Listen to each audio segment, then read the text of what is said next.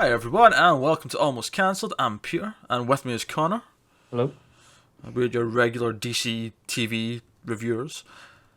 Let's talk about Supergirl, Season 1, Episode 7. The episode was called Human for a Day, and full spoilers as always. So the plot synopsis, as per IMDb, as we like to go to, just more for my amusement than anything else, reads: Kara and her friends are forced to rely on their inner strength and courage when an earthquake strikes National City, while Alex's mistrust of Hank reaches its breaking point when the earthquake traps him in the DEO with an alien escapee called Gem. And there is no holograms in this episode. Actually, there is a hologram in the episode, that's a lie. Yeah. There is a hologram, but the hologram is unrelated to Gem. Well, I mean, It's the same hologram we've seen before. It's fine. Yeah. So you could have actually called this Gem and the Hologram, this episode, and you would have got away with it. It's true. But yeah, so the end of the last episode, Kara lost her powers, and we were speculating as to what this was, something in Red Tornado. It ended up being much more simple than that. She just drained her powers because she put a lot of effort into that last... Bit of a, I think they even called it a solar flare. I think a bit of inspiration from the new recent stuff in New 52 with Jeff Johns' run on Superman, which is where I think he like burst out as a solar flare, and then he's human for like 48 hours. Yeah, it wasn't even really that though. It was just a really strong bit of heat vision, but fair enough. Yeah. Yeah. Because when Jimmy said that, I thought he meant because there's been Superman comics in the past where there's been like weird solar activity, and it makes his powers go funny. Yeah. Like they'll No, vary from. I think they actually call his power, that new power in the comics, a solar flare. Yeah, I have read that. I'm blanking on it because the New 52 stuff's so forgettable. A lot of it is. Yeah. Yeah, Superman especially has been in a pretty rough place. But hey ho. So she's got no powers for the majority of the episode. Obviously we're spoilers, so we know she gets them back by the end, which we could have guessed anyway. Let's face it, what superhero show doesn't have an episode where let's do the one where they lose their powers and see what makes them a hero underneath? Yeah, the show that has balls, the one that'll do it for like 3 episodes. It has like a proper arc. Yeah. Without powers. That's the real test of commitment to your plot. But I thought this episode was pretty good, actually. I really liked it. Yeah, there was several moments that I really enjoyed. Again, like last week, I had a few moments that actually surprised me in how good they were. Like, I wasn't expecting moments of that quality from this show. Yeah, where they just stand out above everything else. And that's not really necessarily a dig at it, because I'm enjoying it anyway for the fun 90s cheese, and there was a lot of that as well. As soon as they walked into that cell at the start, and this dude with the gem in his forehead just standing there, I was like, this feels like a fucking 90s show. Yeah. Like, this is really goofy. Yeah, that is probably the worst thing about this episode, I suppose, is the villain, I suppose. It is, but at the same time, I liked all the stuff with them trapped in the DOA. Yeah, I liked or it. DEO. DEO. Yeah. DEO. This is why you don't have anagrams with 2 vowels next to each other. It's confusing. Yeah. It is. Feel free to talk while I'm having my sip of my drink. Yeah, I thought that was the worst part of it by far, because it just was kind of there. You know, it didn't. Until you read the description, I couldn't even told you his name. No, I remember Gem. Although for some reason I assumed it was spelled with a G. I don't know why, but Because the thing on his forehead was a bit of a gem. Yeah, probably. That's probably what my head went to. But still, so that stuff was okay, and we'll get to the reveal because I think the reveal is probably the biggest thing we want to talk about at the end. But Supergirl's plot was almost completely separate from that. Yeah. For a change, I think that's the first time that's happened where there's been such a dedicated subplot that it's actually had so much of its own action and stuff. Yeah, I think so. As far as I can remember. So, Supergirl's not got her powers, and earthquakes hit the city.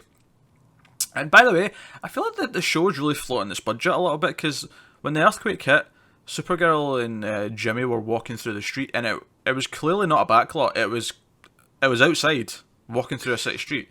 Yeah, between this episode and the end, the reveal at the end, you can tell where all the budget went instead of Red Tornado's costume. Yeah, they put all the budget into this one instead of last week. It was they're walking through the street, and it's got that really authentic feel to it. It reminded me a little bit of I don't know if did you ever watch Frasier? Bits, yeah. Yeah, well, Frasier obviously a 3-camera sitcom in the 90s for the most part. That was shot mainly on the sets, the couple of apartments and the radio booth, right? And that was where most of it was set. And whenever they did do something outside, it had that kind of, this is obviously a fake street backlot that they have on a studio set kind of thing.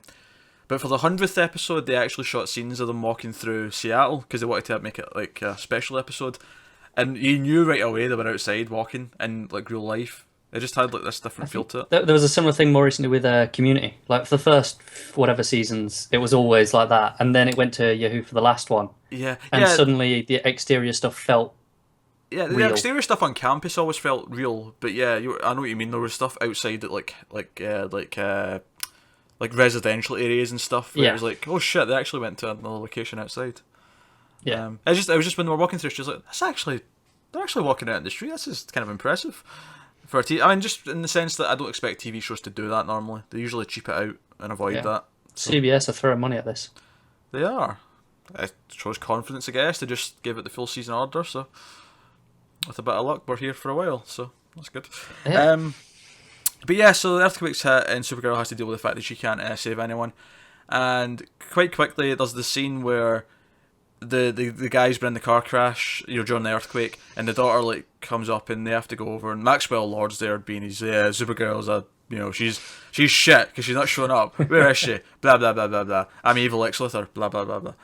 Although to be fair, he's a better Lex Luthor than the one we got in the Superman Batman trailer last week. Just putting that out there. Oh, brave. Oh, what a strong handshake. Do not pick a fight with this person. Oh god, that's never going to hear the end of it, is it? No, fucking awful. Anyway, I was surprised with this scene. That was dark. They actually let the guy die. Yeah, at first I was shocked that I was like, okay, is she gonna like suddenly get her powers back? And like, I was like, this isn't far enough into the episode for her to get powers back. Yeah, how are they gonna do this? Because what I thought was going to happen was that Maxwell Lord would then think of something, a way to keep him okay until they got him to hospital, or something like some other way. To prove that he was better than her, almost better than Supergirl. Like, look what I can do, and she can't. But no, the guy died. Yeah, and it was really well, like the way it was there when she was desperately trying to use her X-ray vision and stuff. And couldn't. Yeah, it was surprising. Good. Yeah. So, props. I wasn't expecting that. It was kind of dark, actually. It was a bit dark now that you think about it. But not good. She has to deal with that, and that led to the next really great scene in the episode where Supergirl actually confronts some looters who are holding up a store with a gun, and she goes in with her costume under the thinking, well, they won't know I'm not bulletproof right now. Sound logic. Yeah, and she talks them down, and Jimmy sneaks in and takes a photo of him handing over the gun, but she talks her way out of it. She talks him down. It's another great moment. Like, just and it just stands out above everything else in the show. Like these few moments in the last few episodes, they just they're a whole extra level above what we've come to expect. And it's really nice on a lot of levels because one, it's just a really good scene, but two, it really enforces that idea that the same thing that happens with Superman is that it's not the powers that make them the hero, it's who they are and who they are because of their upbringing and the good influence of the parents and the humans around them that make them who they are. When you think about it, Superman and by extension Supergirl in a lot of ways are just us patting ourselves on the back as the human race, like, yeah, we can do good too. We made these people. Basically.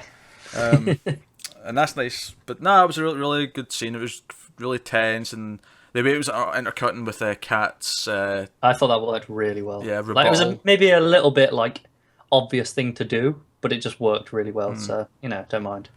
So no, good stuff. Like, I really liked all that stuff. A couple of cheesy moments here and there. The later on when she does get her powers back and they're in the building and one of the floors like above in the building, catches fire because one of the gas lines blows or whatever.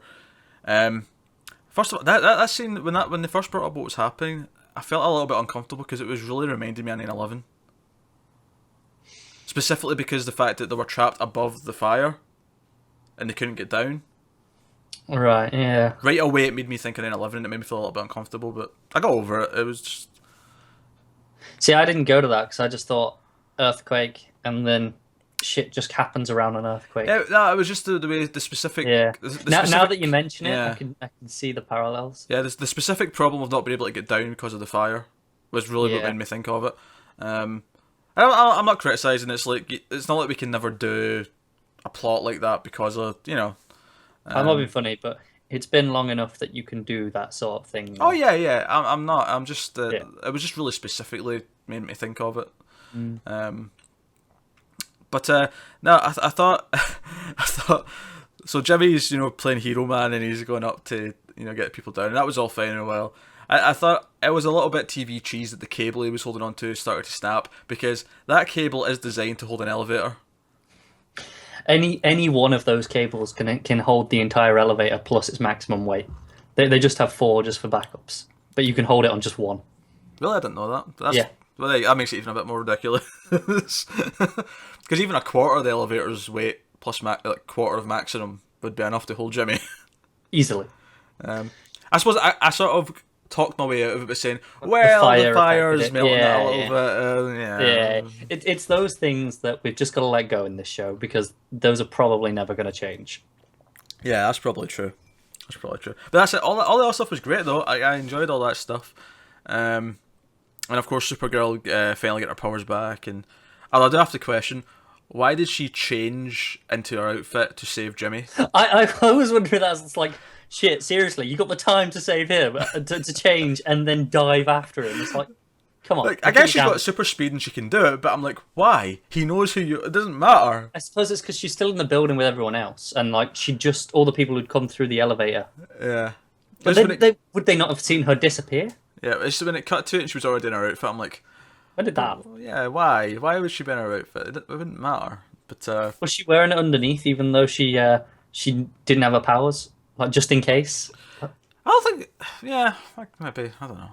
What was she doing with it? They play a lot of loose and fast with that anyway. Like, the way she has her shirt kind of open, it's like, you'd obviously see it if it was there, but it's not. Yeah. And our sleeves all rolled up and it's not there. Like, they play very fast and loose with how it could possibly be under our clothes, but whatever. I'm going to pretend it's in a flash ring. It's easier with Superman because he's usually wearing a suit. Yeah, it covers everything. And it covers everything, so you can... It's not the question of where the fuck's the cape always goes out of my mind, but... It's in his pocket. It's just folded up on the inside pocket of the tux. Yeah. Well, and of course at the end when she's flying, our auntie and a couple of other Kryptonians grab her. So that's our mid-season cliffhanger to hold us over to Christmas. So that's fun. But of course the other big thing is we go back to the DEO storyline. Them trapped underground. I was convinced, like last week I was saying that I was comparing him to Snape and like, oh, he's definitely a good guy. Yeah. Right? And I was feeling that throughout this episode because the way they kept setting up, I'm like, okay, he's definitely good. They're going to twist it was too obvious by that point. Yeah. And as soon as he said, I'm not really Hank Henshaw, I'm like, shit, those people on the internet were right. And I'm annoyed that they were right because I didn't agree with them. But the reason why I didn't agree with them was because... But no, Hank Henshaw's a villain in the comics, but it never occurred to me that Hank Henshaw was dead. Yeah. Yeah, and he's just pretending to be Hank Henshaw. I don't know why that never occurred to me. It's so blindingly obvious that we should have caught that. We have no excuse. We have no excuse. I can't even praise the show for doing something smart. I just think we were being dumb. And we were so locked in on the idea that Hank is a villain that we couldn't see past it. Yeah. We're too busy thinking, oh, he's going to become Cyborg Superman. That said, once we get through this, I have a prediction for Cyborg Superman stuff still that I want to. Oh, okay. That said, the reveal was pretty cool. I liked that he was like, yeah, I'm the... Because then he's like, I'm the survivor of my race. I'm like, okay, right. Know where this is going. We're beating this right in here. That said, this speech that he gives about how her dad like saved the alien and stuff, I thought that was another one of those really great moments that was just way above. Yeah, it was a nice little surprise again, just to... Like, it added a really different spin on it than I was expecting. I thought it was really well done as well. I think he's actually a pretty decent actor. The guy playing Henshaw / now John Jones / Martian Manhunter. That's it. What I wasn't expecting was for them to show him go full on green. Yeah, I was not expecting that. And damn, it looks good. Like, it looks really, really good. Because Smallville had Martian Manhunter and they pussyfooted out around that the entire time. They did, but then I don't think they had anywhere near this budget, to be fair. That's true. I mean, it didn't look perfect, but it looked, on a TV budget, it looked good. It looked far better than I was expecting when he started transforming, I'll tell you that. Yeah. I was worried that I was like, oh shit, this after Red Tornado last week, I was like, this can't look that good, can it? The good thing is, though, is because they don't... for the most part, it can just stay being Hank Henshaw. he doesn't have to like. They can It'll bring only this be out. special moments. Yeah, that, once in a while they can have the special moment where he goes into full-on Martian Manhunter look, and they can save it for then. I have a question. Seeing the comics or like any of the cartoons and stuff, is just because both this and Smallville have a black character as Martian Manhunter. Is seeing the comics when he's like assuming a human form, is it generally a black guy, or is that just something that's a coincidence? Do you know what? I'm not sure. I feel like maybe it's that I've got so used to it through like from Smallville where he was a black guy that maybe I just think now he is and whatever. But yeah, no, that's why I'm asking, because I just feel I can't remember. I almost expect him to always be a black guy now, unless he's specifically disguising someone else for like a plot point. Yeah. And I don't know So why. I'm not sure. Maybe he is just a black guy and we've just never even noticed. What is it? And Zoe Saldana's Gamora. What is it with this association of like we get black characters to play green? Yeah. Do we get white to play like blue? I don't know. Or actually, no, Zoe Saldana's blue as well. So that's that null and void. That said, in the comics, we don't really see him in disguise anywhere near as much because he kind of just tends to show up more often in like with the League stuff. Because it doesn't cost anything to just have him be exactly the Martian. So, that's cool. I'm happy that we can just fully like him now. Yeah. He's on our side. I want some nods to him having some Oreos. I like the Oreos that he loves. He loves Oreos? I don't remember this. I'll show you some stuff later. Alright, okay. Alright. If you Google Martian Manhunter Oreos, I'm sure there will be like a Tumblr page dedicated to it. Or more. What did this cut? Was this like what, a one-off joke in Smallville or a comic? I don't know. I think there was a whole thing. JL8. Yeah. That had loads with it. Okay. So maybe it's from that. But Oh well. So I guess that wraps up on Supergirl this week. We enjoyed the I want episode. my Cyborg Superman prediction. All right, okay. Have you just Cyborg Superman prediction? Right. So there's two versions of Cyborg Superman, generally speaking. There's the classic one where Hank Henshaw kind of transfers his consciousness into like a robotic body, and then there's the more recent one, which is Supergirl's like Kryptonian father, and is like merged with a cyborg body. I think they're going to do both and merge it into one. So you're going to get Hank Henshaw into like her Earth father's body. So it's going to be Dean Cain as Cyborg Superman. Right. So I think they'll get like, because we don't know exactly what happened to them. Right. Okay. So they'll take Dean Cain and like fuse his body with cybernetics, but Hank Henshaw's consciousness in the body. Right. Okay. Interesting. That would be maybe a way to get Dean Cain back on the show. So Yeah. all right. Okay. I'll let that sit.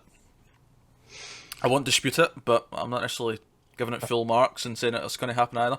So that's been a Supergirl review for this week. We've really enjoyed it. So I'm looking forward to it coming back after Christmas. So.